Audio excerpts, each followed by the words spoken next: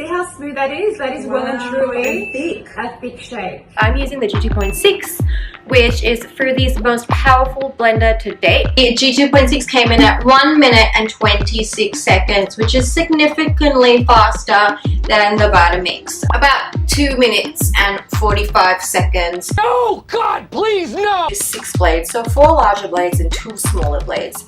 This alone is going to mean that the G2.6 will give you a much smoother finish in less time than the Blendtec would. One that's on my kitchen counter at home, and the one where I would spend my money if I was buying another one is right here, the G2.1. That looks so good. Check that out. Nice and smooth with a bit of chunk. I love the fact that the jug is large and that it's BPA free.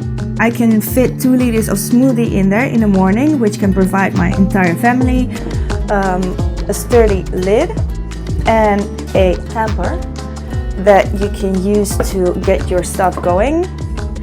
Very useful. Got the on-off button, pulse, just like the Blendtec. You've also got speed, like the Blendtec, but you have time. So you can set a timer, walk away, and then, you know, not have to stand in the kitchen and wait for your smoothies or whatever to be ready. You can go do something else.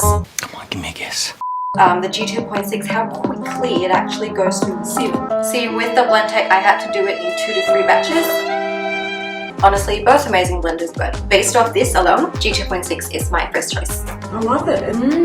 The G2.6 is really ideal for nut butters, sorbets, almond milk, smoothie. Most powerful blender that Froothie has on the market at the moment. Beautiful new Optimum blender. My brand new blender finally arrived. Actually, it was really quick. All of the seeds fit through the sieve.